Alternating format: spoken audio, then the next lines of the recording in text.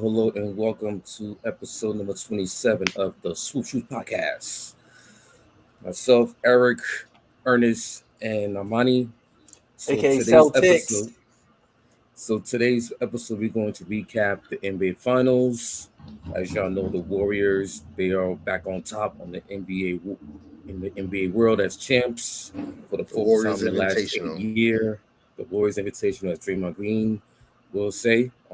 Steph Curry is the Finals MVP, and for the Warriors and for the Celtics, for the Warriors, after a 2-year injury-plagued season hiatus, winning 15 games in 2020, and then last year winning 39 games, losing in the play-in, they come back, they retool with the same core: Steph, Clay, Draymond.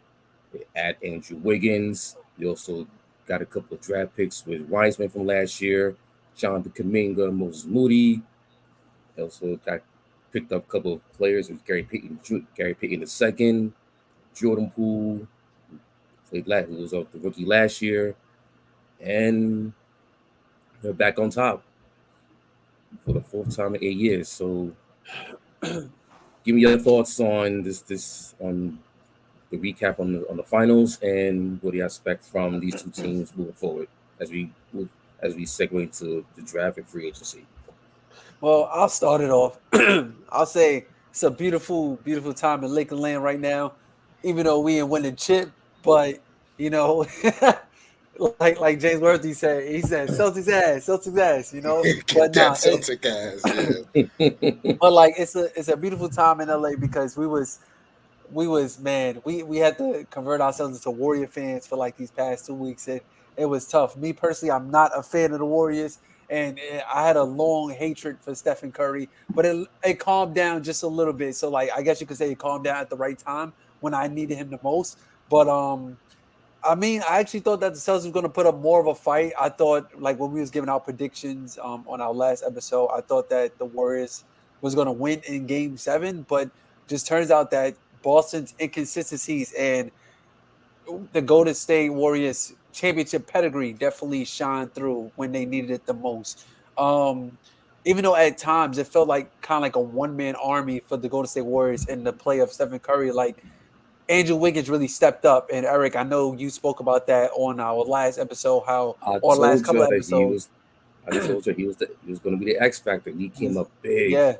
Games 4 and Games 5 had double doubles, and I thought the Game 4 one was much bigger than the Game 5 one because they needed that little spark while Steph Curry was going off in Boston. Right. And with Andrew Wiggins, he just made it really, really tough on their wings, like they call him two-way wigs now. Like I go on every single analyst TV show, and now they talk about Andrew Wiggins is a lockdown offender, and I'm just like, wow, like this is really, really crazy. Like two-way wigs, that's what they call them. But no, he definitely stepped up when the Warriors needed them the most, especially when Clay wasn't having the best game, when Jordan Poole was non-existent. But yeah, man, shout out to the Warriors for getting the job done. Shout out to Steph Curry. Like you could definitely see the emotion on his face at the end of Game 6. Like he really needed this one because me personally, I never counted out Steph Curry. Like Steph Curry is incredible, one of the most incredible players that we have in our league, incredible players of all time. But just this media narrative that since he never won a Finals MVP or will the Warriors be back, it kind of like the man has 3 rings. Like, come on now, and he's a 2-time MVP, one of them unanimous. Like, why are we talking about? All right, now we're gonna put some respect on Curry's name. Like Curry already had respect on his name. Now I know like when KD came, it kind of like diminished the Warriors title just a little bit, but man, it's still Steph, Clay, and Draymond. Like they was out there getting the job done. And Draymond even said it himself. Even when KD was on the team, the offense still ran through Steph. Some people could kind of like fact check that to see how accurate that is. But like, believe it or not, Steph causes a lot of problems on the offense, whether he has the ball or not. So yeah, credit to where credit's due, man. Shout out to the Warriors for getting the job done and stopping the Boston Celtics from getting number 18. And shout out to E40, man. Yeah, I mean, I had Golden State in 7. I just felt the well, I felt the road to the finals for the Celtics was more impressive. Oh yeah, but, definitely. But I think also, going through 2 vigorous Game 7s prior, against Milwaukee and then against Miami, I just felt like that their legs were going to catch up eventually. Couple that with the inexperience that the Celtic team has, and then what always stood out to me with the Celtics is their turnovers. Like Jason Tatum set a record. He committed 100. He has committed over 100. No, not 100. Not over 100, but 100 turnovers in this whole playoffs run. So like that's never been done before. So like they're very erratic and inconsistent. He looked like at first coming out, he had 11 points in the first half, and I was like, okay, I think Jason Tatum is starting to wake up. We're going to see him kind of take put his will on the game and take over in that second half, and then evidently he only had 2 points in the second half. So it was disappointing to kind of see that performance, and again, shout out to Andrew Wiggins, because Andrew Wiggins was outplaying him on both sides of the ball. So and what always stood out to me in this series was that the Warriors were always able to take haymakers from Boston. Aside from Game 3, I believe, they were able just to like take those haymakers and still stay in the game. You can even say the same about Game 4 as well too, when they went on that massive run at the beginning of the second half. Right. Yeah. But also to a fault, it's the erratic play of how ill-advised shots that Boston has been taking in clutch moments, especially like Marcus Smart in Game 6. He literally, I believe it was Steph and like Al Horford kind of going back and forth, right, when we're hitting threes on that little run, and then like all of a sudden Marcus Smart was like, well, I want to be part of this charade, and he came down and pulled an ill-advised 3, right, with under 4 minutes left in the game, and I'm like, what are you doing? Run the offense. I get like Horford is hot and like there's this back and forth thing going on, but like Horford was making no shots within the offense, like whether if it was off of offensive rebounds, scrambling plays and things of that nature, and it was just momentum. Whereas if Marcus Smart's literally coming down the court and pulling, so like I saw from there, like, man, I didn't believe that Boston was going to close it out. Oh, well, not close it out, but at least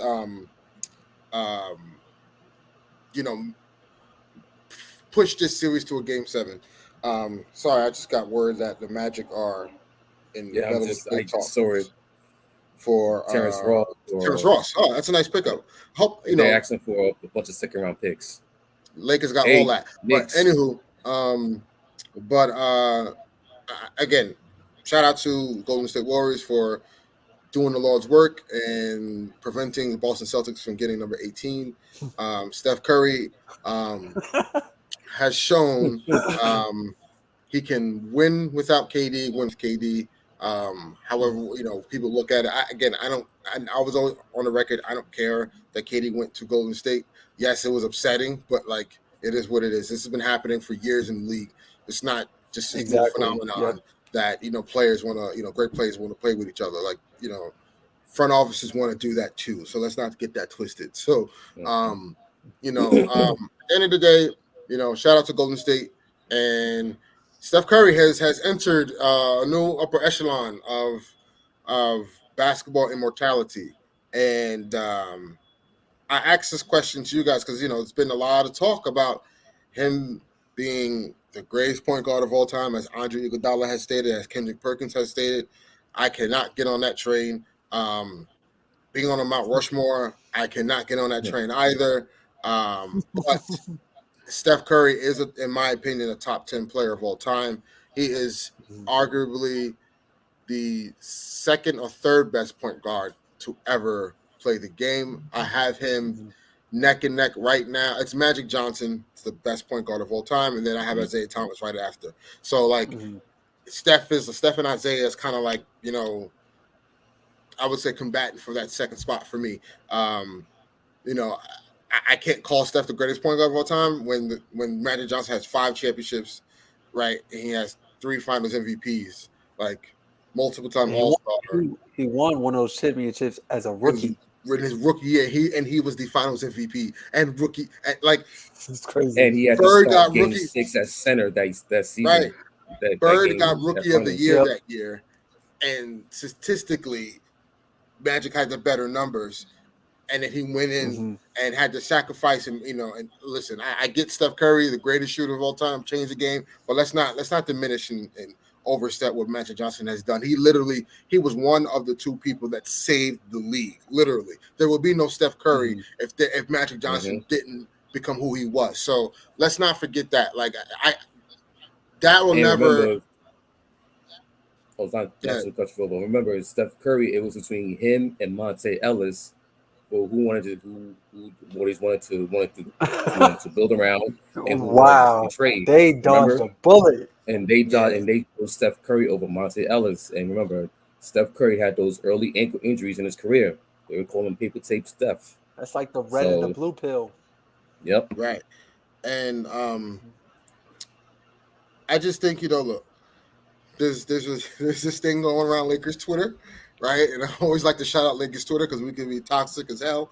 But quite frankly, how we're looking at Steph Curry is his competition is Tony Parker right now. So like Tony Parker got the same chips, right? Like listen, yes, Tony Parker's not the greatest shooter of all time, but I'm just saying. So Stephen Curry. But all in all jokes aside, Steph Curry is a top 10 player of all time. I think you can take Will Chamberlain out of that top 10 for me personally. My top 10 in no order would be Kobe, LeBron, MJ, Kareem, Magic, Russell,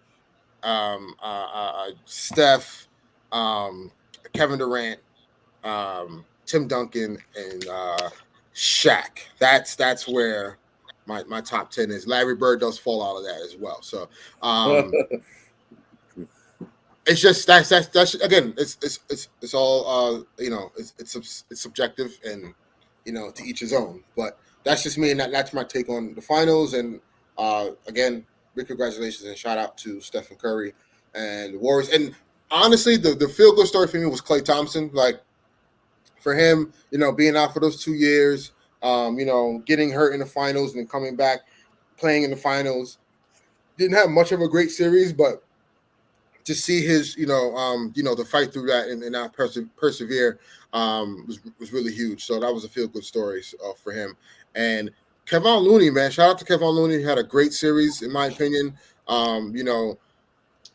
Battled down low with rebounding against Al Horford and those guys. So, couple guys that really shouted out, and Jordan Poole kind of started to find his own. Like you kind of saw as the series went on, Jordan Poole started to figure it out. So that's a danger, for if and when Golden State is willing to pay all these guys, which I think they will. Golden State is going to be a problem, for seasons to come. I heard the Sacramento Kings are looking at Looney. Like I just got that alert before we went live. Yeah, I'm in the Hornets. Yeah. The Hornets have been in searching in the market for a center for the longest. So, any center is going to be kind of connected to them. But needless to say, to jump to the next subject as we jump off the final. Let me just ask this question real quick to both of you guys. As young as Jason Tatum is, does he get a pass for this one? No. Why? You can't in a. I know what you're gonna say. No, see, so You can't channel Kobe Because and kind of show up like there, that. there you go. You know, Right. but also too, like, even more closer to, like, more reference to that is, for me, in Game 6 against Milwaukee, what did he do? He put up a 40 burger, right? And like, in that game mattered. Like, they needed to win that game to push that series to 7. So, like, where was that? And you always had that, right? So if you're a top 10 player in the league today, there's no excuse as to why you can only score 2 points in the second half, right? And you shot as poorly as you shot from the field. So like, Jason Tatum's gonna finally realize, like, now his game has to, like, take another leap. Of course, definitely. To where now defenses, no matter what, like what great players do, no matter what, because the playoffs are all about matchups. And at the end of the day, you're playing this team 7 times, right? More than likely. So you're playing this team 7 times. They know your schemes in and out. So at the end of the day, it's about just giving the ball, and I'm going to score. No matter what scheme, no matter what defense you put out there, my team can always rely on me to at least get a bucket, because I'm just that much better than anyone else who's defending me, right? No matter what they try to do to negate what I can do. Now, over the course of the game, yeah, that may take effect, but when it's winning time and when you need a bucket and it's ISO, instead of Jason Tatum, you grab the ball, you know, at the extended foul line, right? You pivot, and then now you're waiting for the defense to react to you instead of catching and going. Like, that's, like, I constantly saw that, and Wiggins just sat on him and just waited, because all Jason Tatum did was wait for the defense to get set. And that's one of his struggles. If you look at Jaylen Brown was just gonna, I'm catching and I'm going. We're either gonna shoot, make a move, go to the basket, wherever. Even if I miss it, I'm gonna stay aggressive and put pressure on the rim and put pressure on the defense. And I feel like JB was the most consistent player for the Celtics this entire series. Right, absolutely. I don't think people talk about that. Like, JB was holding it down. Yeah. So you know, I think I guess you could call it slander. You know, I like to say the disappointment is warranted, and you know, he has to show it better if he wants to be considered one of the greatest players and greatest Celtics. I mean, that organization that we all know well expects the same thing we expect, and that's championships, and that's elite level basketball play. And he didn't come through, and you know, and the vitriol that he's getting is rightfully so. Okay. But as we move past, get into the off season now. The finals are over, and now it's Rumorville, and hopes of looking forward to the 2022-2023 NBA season. As the three of us have had a disappointing 2022 NBA season, and I first want to start off like really quick, just quick tidbits before we get into some draft talk. Eric, for the Knicks, not too long, but like, what are you looking for, and what do you expect for the Knicks to do this offseason? This offseason, they need a point guard. That's been their main issue for the last 20 years. They need to consolidate those wings. So I'm looking at Burks, either D Rose, Nerlens Noel, Cam Reddish, all to be to get traded at some point during the offseason. There's been rumors circling around them trading up to the Kings pick, because the Kings are trying to shop the number 4 pick. Also, it's been widely rumored that Jaden Ivey, who's projected to be the number 4 pick, does not want to be drafted by the Kings. So now now the Kings are shopping for that pick. They're trying to trade down. Teams like in the mid to the bottom of the lottery, into the 15s and 16, 17 picks, they're looking to trade up. So look at the Wizards, they got the 10th pick, the Knicks at 11. I know just recently, I know one other team, they said they want to trade down. I think it was the Cavaliers. Yeah, the Cavs. Yeah, the Cavaliers. Yeah, the Cavaliers. They had 14. They want to trade down. So there's a whole lot of moving parts coming up. But for the Knicks, they need a point guard. Um, they need to consolidate the rest of the roster because they got too many wings. Mitchell Robinson, um, next Thursday, the 30th, that's when he's eligible to sign as a sign him. Well, actually, no, becomes an unrestricted free agent. So how much is he's gonna be commanding per year? Some say pay him the same as Robert Williams from Boston. Got the 4 years, 44 mil. They're looking at maybe he's looking at 12 to maybe 13. If his price is at 15 to 17, then they might let him walk. See where they can find a center in free agency or in draft. Real quick, I don't believe that the Knicks have to be hell bent on keeping Mitchell Robinson. No, I that's think the thing. JaVale McGee does exactly what he does at a cheaper price. That's just my But take he's on up there. He's up there in age, though. That's the thing. That's the only thing. But are you? Do you want to pay Mitchell Robinson $15 million a year? I get that. I get that. But pretty much to your point. Plus his injury history is kind of long for Mitchell. So right. He doesn't do enough on offense to even he's strictly a defensive rim protector. That's what he is. Plenty of other bigs out there that could do that. And basically catches lobs, plays defense. Yeah. The center position is very limited nowadays. Very limited. So you can find other guys in the market that can do the same thing. He's a Rudy Gobert hybrid. That's what he is. Yep. That's exactly what he is. I don't think you pay that much money for his talent. Also, they're looking to Malcolm Brogdon because looking at the price of Jalen Brunson, I don't think they're gonna pay over $20+ million for Jalen Brunson. And that's why the Mavs made that trade to clear up cap space to maybe re-sign Jalen Brunson. So they need plenty of help. Like get a point guard. If you can move, there are going to be point guards available. I'll tell you that. Yeah, but he's not available no more. It looks like he in the system now. He's with us now. Well, that hashtag is done. Hey, we'll see. We'll see. But yeah, he's staying with us. Yeah, we'll see. There is some talks happening. I'm looking at Malcolm Brogdon or maybe another point guard pick in the draft. Maybe Jaden Ivey. I feel like that's the guy y'all need. Yeah, that's because I would like that. The Knicks have plenty of second-tier talent, but they don't have that guy, that ace, that dynamic player. Hold on. Wait a minute. Pause. So what's all this talk about? We got to build around R.J. Barrett. R.J. Barrett ain't the guy then all of a sudden? Is he not the ace? No. He's not him? He's not that. He's not him? No, he's not that. But just to add on to along with R.J. Barrett, because you got R.J. Barrett, now you trade up in the draft to see if you can get one of those Jaden Ivey or one of those top guys in the top 10. Then you plug him in, and then you add pieces along with it with IQ, Obi Toppin, and then you go from there. Okay.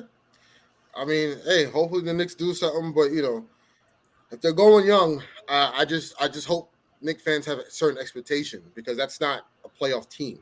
That is a play-in team, just so for sheer youth, and then experience will kind of knock them out. Like i.e. Charlotte. So I think you guys going in the right direction. Though you do have to kind of cut debate a little bit. With some of your wing and guard play. I think you're more heavy. You're more heavy on guards than you're on wings, in my opinion. So I think trading Burks and trading Fournier. Obviously, I think you should trade Derrick Rose. And obviously, and Kemba. Like the problem with you guys getting off of Kemba is you're gonna have to add a draft pick to that. You're gonna have to because no one's gonna want Kemba Walker straight up for any type of compensation. You're gonna have to give up a draft pick or a couple of seconds just to get off him. But which is fine because they got a hopefully whole bunch of we'll see. seconds. We'll see what the Knicks will do. And Armani, give me your expectations on what the Lakers should do going into this offseason. Obviously, we have LeBron's extension looming. Russell Westbrook is set to opt in on the 29th of this month of June. They only have I believe 6 players on the roster, and that's LeBron, AD, Russ, THT, Stanley Johnson, right? We still got Austin him. Reeves, and Stanley Johnson. Yep. So, yeah. So, being a fan is a list that I will want to happen. I know that Indiana trade has been looming, like the services of Malcolm Brogdon, Buddy Hield, Miles Turner. I've been hearing those 3 names, and I've heard more and more. It's been Miles Turner and Brogdon, and I like that, or Miles Turner and Hield. And Buddy Hield, yeah. I think I'll let you go, Rook. I just think it all. This trade to me is going to depend on where the Lakers' philosophy is going to go as far as who's going to play the point guard. Because if they trade and they get Hield and they get Turner, clearly to me that means LeBron's going to be the point guard going into next season. Mm-hmm. And they're moving towards the 2 big lineup, but helping Anthony Davis become more of the guy we saw in 2020, where he was the floater defensively, right? But they decide to go the other way, right? And they say we'll get Brogdon and Hield. Brogdon and Hield. Then clearly, LeBron and AD will probably be playing the 4 and 5 with more spread out offense. So again, I think whatever trade happens, we'll know the direction that the Lakers are going to go. But also at the same time, there is a possibility that Russell Westbrook will still be on this roster next season. Yeah, it's for me. It's a win-win. Like I was thinking about that philosophy that we had in the 2019-20 season where we had the 2 big lineup with AD and JaVale McGee. And, JaVale McGee kind of was the guy to take up all the fouls, the defensive assignments for that big guy down low, and then LeBron kind of ran the point when we had Avery Bradley and Danny Redd looming the perimeter, So it's kind of, it will be the same thought process depending on how we do as a team on the offensive and defensive side of the basketball. But either one of those trades is a win-win for me. That's good in my book. I would say coming in at number 2, Malik Monk. Like, man, that kid can ball. I really do want him back on the team if we need a spark plug, like he's the guy to go get it. And we definitely see how him and LeBron played when they're on the court with each other. Even though Malik Monk isn't the best playmaker, like he's still an offensive threat that you got to worry about. Like I remember there was that stretch that we had with him and Braun was like running like a lot of pick and roll, getting a lot of mismatches and stuff like that. And it was fluid. They had me saying that Malik Monk and LeBron was like the best 1-2 punch since D Wade and Braun. Like that's how fluid and smooth it was. Hey, as a Laker fan last season, we didn't have much to be happy about. So you got to enjoy the little things. You know what I mean? But that's number 2 with Malik Monk. Number 3, I want to keep Melo, man. I want to get Melo his ring, yo. And like Melo told about Melo, the Knicks want Melo back. Nah, y'all had y'all chance. Y'all kicked him out of New York. Nah, let him stay in LA and let him go to Brooklyn. He might go to Brooklyn. He'd go to Brooklyn, but don't go back to New York, man. Like, so I guess you could put Melo and Dwight in the same tier as well too, because Dwight still has so much to prove as well too. Like, I would love to have Dwight. It's just that he didn't get properly used last season. I would say those are probably the 3 things that I would want to happen. And I already, I'm living with it that Russ is a part of the team now. Like, like we're going to keep him. I've read an article, kind of skimmed it, but just some of the conversation that him and Coach Darvin Ham had, just wanting to tweak Russ's style a little bit. He wants Russ to be more of a slashing, more pick and roll, more involved in the offense instead of being in the corner and being more spot up, because he's completely useless. Like, like Russ, we all notice he can't shoot, so like to give him moving, like kind of reminds me of that game when I believe it was heading into the All-Star break or after, I can't remember, but when we played the Warriors, to see Russ constantly like cutting to the basket, moving up the basketball. It made the offense a whole lot fluid because they give us a lot of different options. So yeah, that would be, I guess, say 3 or 4 things that's going to happen this season. And more play on the wings. I want to see Austin Reeves get more action, see Stanley Johnson get more action. But like I've been hearing OG Anunoby, I've been hearing Bradley Beal, Zach LaVine is scheduled to resign back to the Bulls. But all of these different names, it's just like, all right, figure out what we're doing as a team, and then let's worry about the outside forces like later. We got to figure out the identity first. But this identity that Darvin Ham has, it kind of very reminiscent of the 2019-20 Lakers. Yeah, I think there's a lot of variables that has to like kind of line up and happen for the Lakers. They have to build the correct roster. Like last year, clearly it was an effort issue. Guys didn't buy into the coaching staff. The philosophy wasn't the same as like the roster talent makeup. So, they have to figure out what's the identity of the team, and then what players are going to match that identity. Right. So, obviously you need wings. And if you look at Darvin Ham and where he's come from with Milwaukee, and even to a lesser degree in Atlanta, he's coached big teams. Like these guys, if you look at the lineup in Milwaukee, right, it was literally like at any moment you had Brook Lopez, Giannis, Middleton, Drew Holiday, and then you would either throw in Pat Connaughton, or you would throw Wesley in Matthews, Wesley Matthews, or you would keep one of those guys in and then take out Brook Lopez. Then you got Bobby Porter. So like it was an interchangeable lineup where you have a bunch of wings that can guard multiple positions and also can shoot the ball. Mm-hmm. So hopefully Anthony Davis, it comes back healthy and right next season. I don't make a big deal of him not touching the ball since April 5th. People got to relax. Yeah, once it was put into perspective, the understanding, but of course that's going to be the headline. You know what I mean? Yeah, that's people got to understand. Like, and again, like, because I ain't gonna lie, when I seen that, I tripped out. But then when you go on Twitter and start to read the details, it's like, all right, you know what? But it wasn't even. But like, here's the thing. Like for me, when I first read, I was like, wait a minute.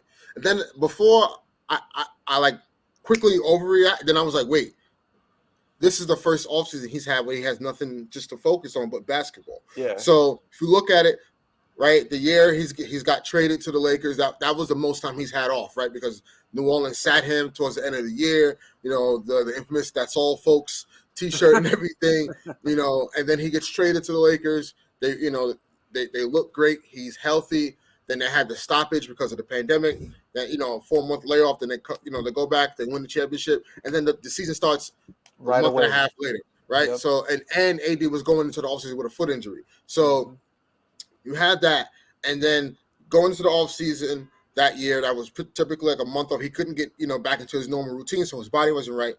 Everyone got hurt. Every team that played late into the bubble got hurt that following year, right? Yep. So then you had that, and then after that, AD had the groin injury in the playoffs against the Suns because his body wasn't right the whole year because of the short offseason. So he goes into the following offseason with a hamstring. I mean, with a groin issue, yep. And then on top of that, the dude gets married. So like, there was a whole lot of stuff going on this last offseason. And then you add addition to Russell Westbrook, the roster's overhauled. So like we gotta give AD some slack here a little bit. And then last season, what happens?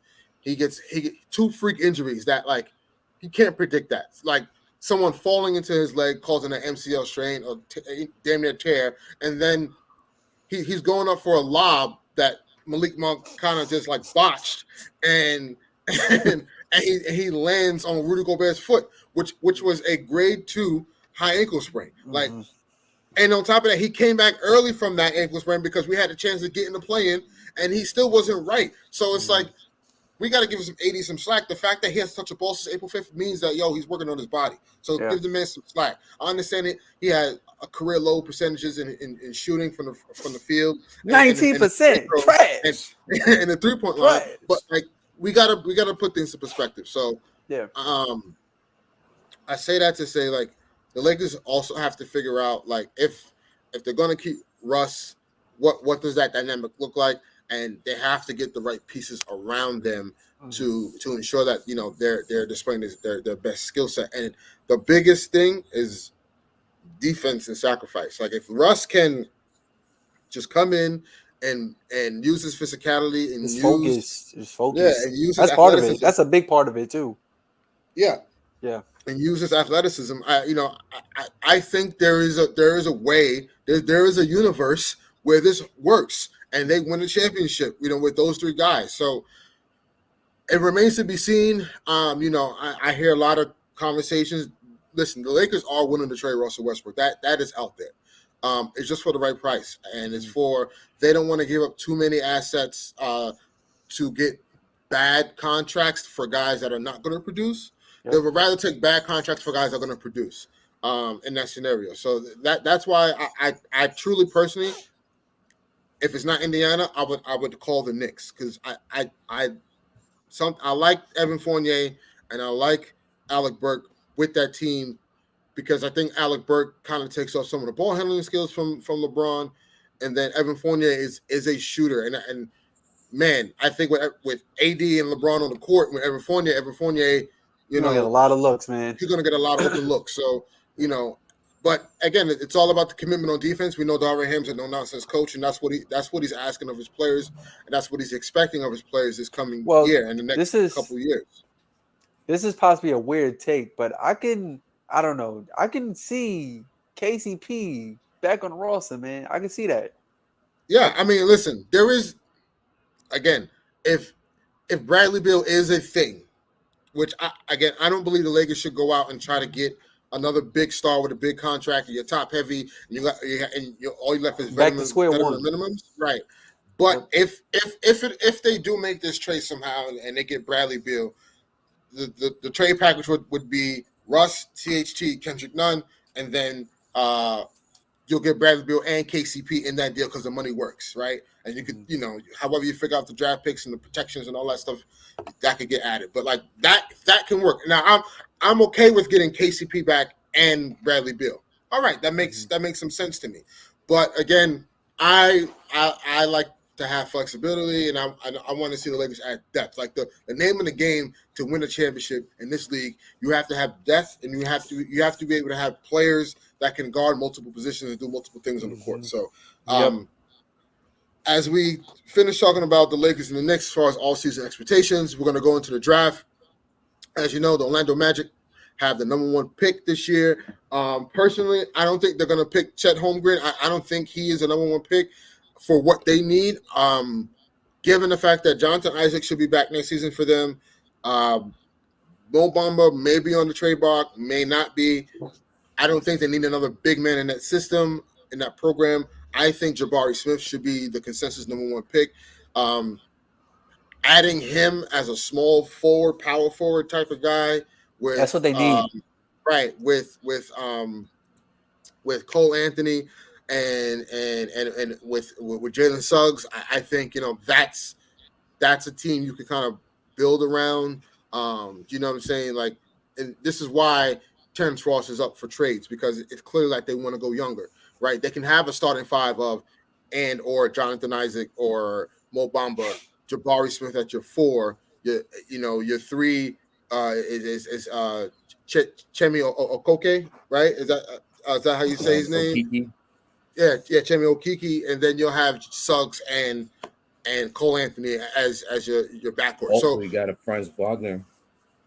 Right, and you got he had a pretty good season too. Mm-hmm. Right, so they could really play a small ball lineup that can spread the floor. Jabari Smith, has some NBA comp as draft experts that said is Kevin Durant as far as his shooting. He can spread the floor. He's a big man who can rebound. Coming from Auburn, so I believe Jabari Smith should be the consensus number 1 pick. Coming at number 2, right, Oklahoma City.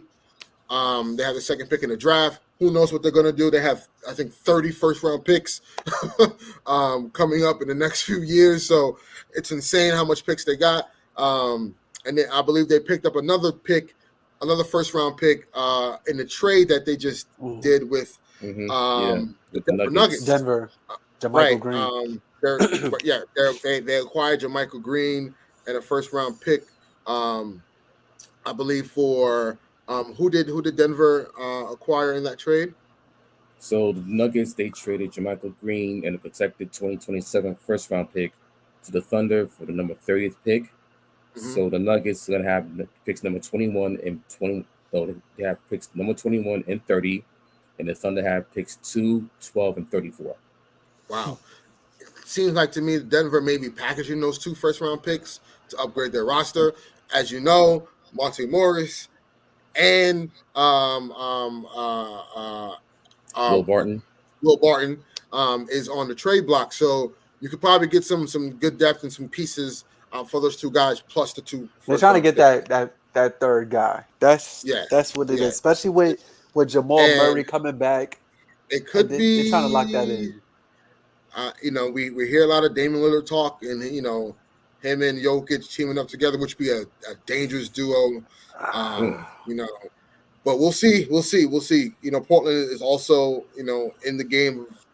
They're retooling, but I think if the right trade comes along for Damian Lillard, they would rather rebuild. So we'll see what They'll happens. take But I it. think, Yeah. Also, yeah, they're also trying to shop that number 7 pick. that's So what I was. That's yeah. So I think OKC picks Chet Holmgren at number 2. I think they need a center. Obviously, Derek Favors is not the guy that you kind of want going down the line with the young guys that you have with Kenrich Williams and Shea Gilgeous-Alexander and Lou Dort and stuff like that. So and Darren Baisley. I think Chet Holmgren fits their timeline, and obviously, he could be featured in that on that team as a potential star. So for that Next, yeah. one, I have Benchero for that one Oh, you have for Banchero going Oklahoma. too. Okay, Hmm. I can Yeah, see I it. have him I for can see 2, and it. I got Holmgren for Houston, just because the trade that they just made. Um, if I know, obviously, Houston is third and Oklahoma is 2. I know Houston. They made that trade to get Christian Wood up out of there, and their decision making process was to free up more space for Holmgren.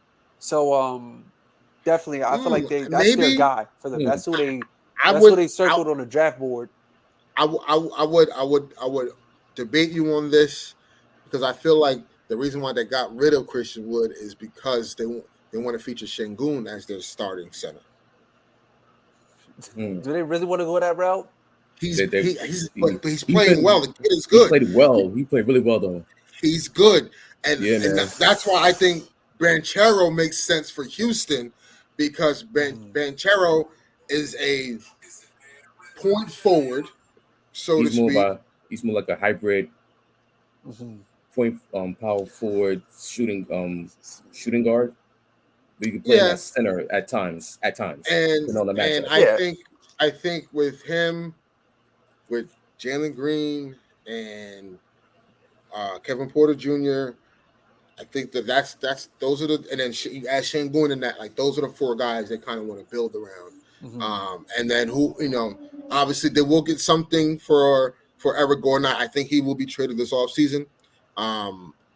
And to add some youth to that team. So Mm-hmm. that I got Banchero going 3 to Houston. That's just Okay. me. But Okay. I see what you're saying. Mm-hmm. You may be right. Holmgren may go 2. May go 3, and Banchero may go to OKC. So we'll see. But remember, it was reported that Banchero told OKC he didn't want to go there. But we'll see how that goes. So for number 4, here's This one where is I think tricky. It's This one's tricky yeah, tricky because because because the trade up for the yep, Knicks. they, Yeah. they want they want out of that spot. Yeah. Because the GM of the Kings, they're looking to win now because he's on the hot seat. So they're looking but for the win now Kings. players. All right, so They're the trying to get into the Kings. play in. So it's like it's the Kings. It's the Kings. If the Kings are smart, you have De'Aaron Fox, and you have oh Davion my Mitchell. gosh, Davion Mitchell. I was about to say Donovan Mitchell. Davion Mitchell. Those are your two like kind of young featured guys, They also got Sabonis. and you have Sabonis. But I I feel like think they want to hold on to him. yes, Yeah, I think yeah. Keegan Murray to me because they need a forward from Iowa makes sense. Now, if they want to trade out that fourth pick, and here's the thing, if they're trying to win now, who are they going to get with that fourth pick that's going to be like, oh, guaranteed playoff team in the West, like that'll push them to that threshold. I don't think there is one, like, and this is my opinion. So I just think like you unless you just again, I think the best direction for them is just to draft at number 4, and if they really want to go younger, they really want to get some pieces, you trade Sabonis. And get. I know they just acquired him, but like I don't know, their direction is kind of weird to me. Next, number 5, we have Detroit Pistons. Detroit is very intriguing. I believe Detroit is on a trajectory to be really, really good in a few years. I told y'all, I said this last year, like, hey, in the next couple of years, watch out for this team. Yeah, with Tay Cunningham, Killian Hayes, Hayes, Isaiah Stewart, Sadiq Bey, and Sadiq Bey. I think they're going to trade Jeremy Grant, obviously, to go younger, and this is tough, but you take the best player available, and I think Jaden Ivey goes to Detroit at number 5. I had Shaden Sharp to help out Cade on the perimeter. I had him 7 going to Portland. He's a wild card, Shaden Sharp. Right, he's a wild card because he hasn't played. Reason why his injuries. Yeah, he hasn't played. We'll get to we'll get to next. Indiana number 6. I think they get AJ Griffin from Duke. 6'6" forward. If Indiana wants to go young, clearly, they're not sold on the tandem of Brogdon and Hield. Turner's been on the trade block, so I think they're just going to go full rebuild and build around Halliburton. Right, and build around Halliburton. I think AJ Griffin from Duke is a great compliment player to him.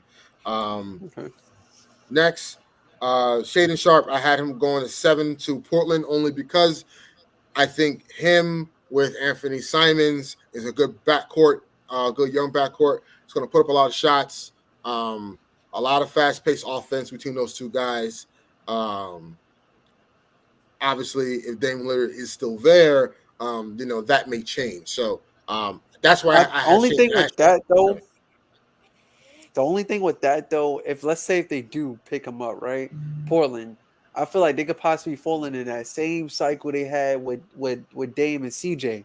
That's just what I'm thinking. Mm-hmm. It could be the same thing. So I don't know. Like they might want to look at a forward. So they might want to look at a forward for this one, like an interchangeable forward. But I just think if they pick up like another guard, it's going to fall into the same thing. What about Jeremy Schoen? What's up? Say that again. Jeremy Schoen. I had him going 10 to Washington because I think Washington they're poking around 4-point guard, which means I think they may want to give up some forwards because they have a logjam there at the forward position with Kuzma and Rui. And then you have you still got Porzingis, right? You have Porzingis, and you have what's the center's name? I keep forgetting his name. Gafford. Yes, Daniel Gafford. Yeah. Right, and he has emerged as a really good player. Yeah, I like him. Hustle guy. I like him. So I had him going 10 as their young piece of forwards. But But 8th pick, New Orleans Pelicans. I believe New Orleans is going to trade this pick because I think they believe they're kind of knocking on the door of being a consistent playoff team. From the emergence of Brandon Ingram, CJ McCollum being added, and then they're getting Zion back. You couple Jose that with Alvarado, Jose Alvarado, Herb Jones. Herb You know what I'm Jones, saying? Trey Man. Trey Man. Trey Murphy, but they call him Trey Man. Trey Murphy. But I think they trade the pick because obviously that was the pick that they acquired from the Lakers for the Anthony Davis trade. But if they don't, I think they I'm looking at either two guys, and I'm when I kind of did this, I was also like cross-referencing CBS as well. They kind of have the same thing, but I had Benedict Mathurin going there, or Dyson Daniels from the G League Ignite. Okay. I think I'm only leaning towards Dyson, but only because he's come from the G League and kind of understands that circuit. From what the Pelicans are trying to do, they kind of want some guys that they can play defense. That can play defense, but also has been there, has a sense of the NBA kind of cycle, if that makes sense. Again, but he is a facilitator. Like Dyson is a facilitator in the G League. I saw some highlights of him. Is Jose Alvarado going to be your starting point guard, right? Like I don't think so. No. So again, you gotta need somebody that can facilitate and kind of help them, run the offense with that. And then the 9th pick, San Antonio. I had Benedict Mathurin going there, shooting guard. Someone that can mold from the Pac-12. He has a perimeter jumper. He can create his own shot. And he can be a quality defender. Now, San Antonio's team could look very different if they get John J. Eaton. So we'll see what that looks like. And then rounding off 10, Washington, Jeremy Shohan, as we spoke about. So that's kind of like my thing, my consensus about the top 10 picks and where they're going to land. The Knicks, obviously, at 11. I was looking at Johnny Davis or Ousmane Deng for you guys. Ousmane Deng's a small forward, 6'9", you know what I'm saying? French guy from New Zealand, but has a finesse game. And then Johnny Davis, small forward.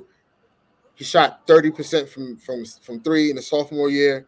Ran the show with Wisconsin. Has a good mid-range. It's a guy that can spread the floor for you guys. But again, we'll see how it all ends up. What happened? I'm going towards Johnny Davis. I watched a lot of his games with Wisconsin. Yeah. He's one of those interchangeable 6'5" to 6'6" to 6'8" wing range, but also he can put the ball on the floor and he can play defense. And he's one of those 3-tier shot makers, score in the paint, mid range, and from the three, and that's what the Knicks need. Yeah. So there goes my mock. As you know, the draft is this Thursday. There will be a lot of trades happening this year. I feel like there's going to be a lot of movement around the league, considering obviously what happened with the last champions, and the Warriors are not also going to stand pat. Who knows what they're going to do? So I want to get you guys, before we end the show today, early, super early predictions. FanDuel and I believe DraftKings already have the Warriors as favorites to repeat next year. This is not. This is as standing, right? Like we can't predict who's going to go where. So we're taking everything at face value as what it is right now around the league. If everybody's healthy. Armani, who is your favorites to go to win the chip next year? Let's not don't be biased now.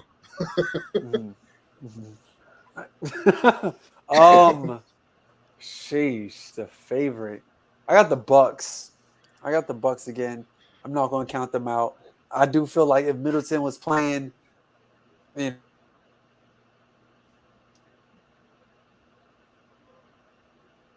Oh, did we lose Armani? Stuck in the matrix.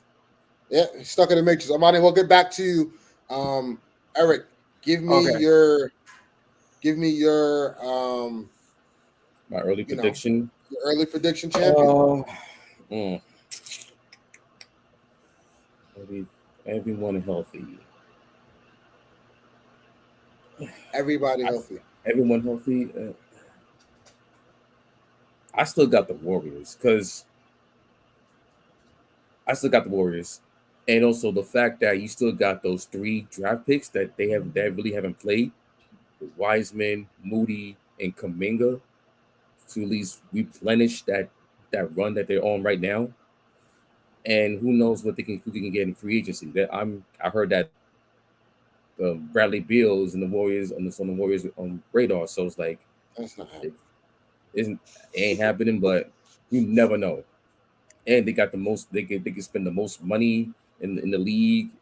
We can we pay all their guys. So it's like they got a war chest, and I think and fully healthy, they're gonna be on the mission to like really etch their name in the dynasty books in the NBA. Armani, are you back, sir? Yeah. All right. Let me. I got the Bucks, man. I got the Bucks. I feel like I said, like I started to say that I just think if Middleton was healthy, the Bucks would have went way further in the playoffs. Giannis' hunger is like his just competitive nature is going to drop him as well too. Um, yeah, I got the Bucks, man. They on like a redemption season. If I had to pick a number 2, I hate to say it, man, but because they're so stacked, I would, yo, Ernest know who I'm talking about, man. I hate to say it, yo. Yo, I hate to say it, but it's look, the universe already knew it. Cut him off for him before he could even say it. The internet cut him off, ladies and gentlemen, because we knew where he was going, and the internet just cut Armani off. So we'll get back to him again because I feel like I know where he's going with this, and it irks my soul to admit that too with him. But Let me guess, Clippers. was it the Clippers? Oh yeah, we just lost him, but hopefully we'll get Armani back. For me, I'm going to say this is fully healthy now. No issues surrounding the team, no distractions, no part time. I'm going with the Brooklyn Nets. Only because, man, before KD went down with his MCL injury and that 11-game, 12-game losing streak they went on, they were the number 1 seed in the East. And they were beating everybody, all the top teams. So for me, it would have to be the Brooklyn Nets fully healthy, with Ben Simmons like healthy, with Kyrie, no vaccination things or anything getting in the way. Kevin Durant doesn't get hurt during the year. Yeah, right, exactly. And I just feel like it's the Brooklyn Nets would be the favorites going into next season fully if everyone was fully healthy. Again, when Kevin Durant went down, they lost 11 straight. Before that, they were the number 1 seed, and they were waxing teams. So that duo, Kyrie, and listen, I know what happened against Boston, but I think if they had someone like Ben Simmons there that was there all year, right? Like not just like throwing in after a back injury, after his mental health issues and the back injury, after not playing all year. I'm saying he's been playing with the team all year. He's been healthy. Kyrie has been there all year, no part-time. KD was healthy all year. They had, they got the guys like Drummond. The Nets win it all to me. I don't think there's no one on Golden State that can contend with Kevin Durant. Even if Kevin Durant was even on Golden State today, he would still be the best player on that team. So, Bucks are on number 2. but they're tied with another team that I hate to admit that lives in the basement of the crypto.com We can talk arena, about it. We can talk about and they get fed the scraps, when we're done with the main course meals, because they're so stacked, and with the additional Norman Powell, Robert it's Wing Covington, Kawhi Central, Leonard, man. it's wing. They're basically Toronto West. Toronto of the right, exactly. Yep. Just I agree. older. Yep. So I No mismatches, no hunting mismatches, man. yeah, It's you just can't hunt mismatches against them. And I just can't refute the exceptional coaching job that Ty Lue continues to display. To me, he is the best coach in the game today, aside from Steve Kerr, and of course Darvin Ham. I think is going to be the best coach in the league next year. But no, all seriousness, I just think it's for me. It'll be the Nets, Bucks, Clippers, and then the Warriors would be like following up right after that.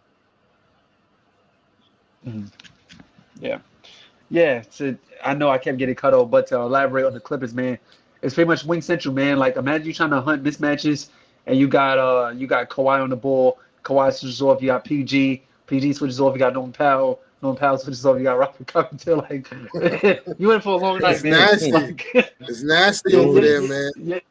you're in for a long night. But we haven't seen Kawhi play ball in 2 years, so that's Yeah. that's something to take watch on as well too. And I know PG, like when he came back from injury, he was starting to come back in his own, but unfortunately we couldn't really see much of that due to the Pat Bev led Timberwolves, crushing that dream. But Kawhi, man, he's when he's healthy, like he's unbelievable, man. Like Yeah. people forget that Kawhi It's is that guy because of everything, but he's him. He's him. He's him. He's yeah, dangerous, man. I you know, Kawhi, as much as Kawhi made that whole free agency thing has annoyed me, um, I can't refute the talent that this man Oh, don't has don't and the talk, don't bring things he that can up, do. man. Don't So bring that up, I man. mean, look, we won a championship in spite of that. So I don't, whatever, right? Like Right. he could hold that 3-1 L. He got to hold that to the chest. But Yeah. I just think that Clipper team, and they listen, they're gonna try to prove a point because they know, hey, y'all haven't done nothing since y'all been out here. So Yeah. and you, they also know that the disappointing season the Lakers had last year, and they're trying to change the narrative with that. So, the West is going to be. People thought the East was going to be like the East was such a crazy time this year. How competitive was it? The West is going to be better than the East next season. Like Yeah, I that's think just my I think opinion. I think it gets balanced out again. It gets balanced. It gets restored again because this time in the Western Conference, like it was plagued with injuries. So of course, if you have your regular season matchup between the Eastern Conference team and the Western Conference team, of course the East is more likely to win due to the injuries and stuff like that. But it's gonna Yeah, pretty much balance is gonna be restored. yeah. Like there's legit. I would say maybe 5 teams in the East. We got Milwaukee, Brooklyn, Boston, uh, Miami, and Philly, right? You could Mhm. throw those 5 teams and say, okay, like these are the best 5 teams in the East, and then in the West, you have It's Phoenix, a you dogfight. have right, you have Phoenix, you have Golden State, you have Memphis. You're gonna have the Clippers. You're gonna have the T Wolves. That's already 5. I didn't even get to New Orleans. I didn't get to Denver. I didn't get to the Lakers. I didn't get to jeez. I didn't get to oh my gosh, I'm drawing a blank here. Dallas, whatever Dallas. Dallas Oh does my this year. yeah, Dallas, Yeah, exactly. Dallas, Um, whatever Dallas does this year. I feel like right. Utah is So out of that question. Utah and yeah, Portland is yeah, out yeah. of the question now. Utah and Portland's out the question. But again, the Timberwolves replace one of those guys, right? Like, you know what I'm Hmm saying? So New Orleans places another one You of just got to those mature teams. up, straight up. Yeah. So I Sure. think the West next year is going to be a total massacre. It's going to be Hmm interesting to see. And tune into next episode, man. Right after the draft, we're going to have a show, and we're going to talk about the things that went down and the possible trades that may have It's gonna that be may a happen. whole lot of. It's gonna be a whole lot of action these next couple of days. This draft. And yeah, and we'll see what happens, and hopefully our teams make the right decisions to catapult us forward to to the land of glory and immortality, because that's what we're fans for, and that's what we're here for. So Leon Rose, you're on the clock, bro.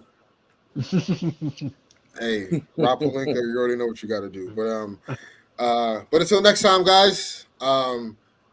Thank you for tuning in to episode 27 of the Swoosh Hoops Pod. It's been a crazy year. It's the first time that we got together to do a podcast like this, and to be consistent with it. Really wouldn't want any other partners but you two guys. So thank you for a good season, a great season, ups and downs and rants and all the guests. The 75th anniversary of the NBA was one for the books, man. Yeah, I was watching yeah. I was watching a 10-minute video on Twitter, and I can share it to you guys when we get off. But like, it started with AD, Braun, and Russ for media day, and then like it's like a timeline of everything that happened through the season. And I'm looking at some stuff like, damn, that happened. Like I forgot that Steph Curry passed the record for like most threes. I forgot about that. How could you? He did it at the Garden. I know, but it was just something that like slipped my mind, because like, yo, the mecca of record-breaking basketball. That's what that is. This title win capped off like the impress. It was kind of like very reminiscent of like LeBron's 2013 campaign, or like Kobe's 2009 campaign, where like Curry won all the awards. You know what I mean? Like Kobe, he won All-Star Award, he won the Finals MVP.